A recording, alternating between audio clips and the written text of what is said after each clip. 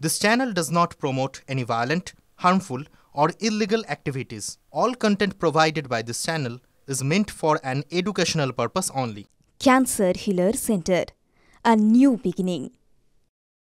বিধানসভা নির্বাচনের আগে বাংলায় সংগঠনকে শক্তিশালী করতে বিশেষ নজর দিচ্ছে গেরুয়া শিবির। প্রত্যেক জেলার সভাপতি বাছতে বিজেপির কেন্দ্রীয় পর্যবেক্ষক সুনীল বনসালের নেতৃত্বে চলছে চুলচেরা বিশ্লেষণ। সূত্র মারফত আর কি খবর পাওয়া যাচ্ছে জানবো। আমাদের সহকর্মী প্রদীপ্ত এই মুহূর্তে রয়েছেন আমাদের সঙ্গে। প্রদীপ্ত, গতকাল 22টি জেলা নিয়ে বৈঠক করেছেন তারা এবং আজকে বাদবাকি তাদের যে জেলাগুলি রয়েছে সাংগঠনিক জেলা মোট 43টি, ফলে আরো 21টি জেলার নিয়ে আজকে বৈঠক করবেন সুকান্ত মজুমদার, সুনীল বনসালরা এবং সেখান থেকে তারা 1, 2, 3 করে জেলা সভাপতির জন্য তারা নাম বাছাই করছেন এবং এই নাম বাছাই করে তারা দিল্লিতে পাঠাবেন এবং দিল্লি তাতে চূড়ান্ত শিলমোহর দেবে। এই বাছাইয়ের ক্ষেত্রে মূলত গুরুত্ব যেটা পাচ্ছে সেটা স্বচ্ছ মুখ, দক্ষ সংগঠক, এলাকায় তার জনভিত্তি রয়েছে এবং গোষ্ঠীদ্বন্দ্বের সঙ্গে তার সেই অর্থে কোনো যোগাযোগ নেই। এই সমস্ত শর্ত যেমন ভাবে একজন জেলা সভাপতি হওয়ার ক্ষেত্রে বিবেচনায় গুরুত্ব পাচ্ছে, তার পাশাপাশি অবশ্যই দেখা হচ্ছে যে রাষ্ট্রীয় স্বয়ংসেবক সংঘের সঙ্গে তার কতটা সংযোগ রয়েছে।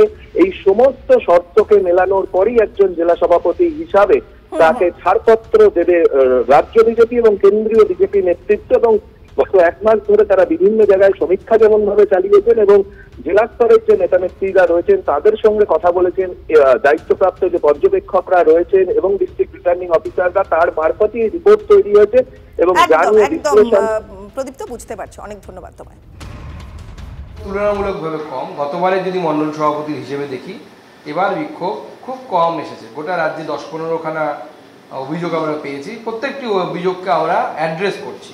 আমরা চাইছি জেলা সভাপতি নিয়ে আমরা নামের লিস্ট, অর্থাৎ 1, 2, 3 এরকম যদি নামের লিস্ট করি, সেই লিস্ট যত দ্রুত সম্ভব তৈরি করে নেওয়া এবং সেই লিস্ট দিল্লিতে পাঠানো এবং তারপরে তা ঘোষণা হয়ে যাবে। তারপরে রাজ্য সভাপতি আশা করি ঘোষণা হয়ে যাবে। সিপিআইএম এর রাজ্য সম্মেলনের আজ দ্বিতীয় দিন।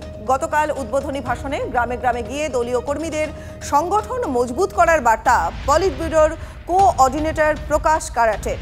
তবে লড়াইয়ের ক্ষেত্রে বিজেপি এবং তৃণমূল উভয়ের বিরুদ্ধে সমান গুরুত্ব দেওয়ার কথা জানিয়েছেন তিনি। ছাত্র যুবদের অনেক বেশি গুরুত্ব দেওয়ার কথাও জানিয়েছেন সিপিএম এর রাজ্য সম্পাদক মোহাম্মদ সালেম। দলে ছাত্র যুবরা এলেও তাদেরকে শেষ পর্যন্ত ধরে রাখা যাচ্ছে না বলে উদ্বেগ প্রকাশ করেছেন মোহাম্মদ সালেম।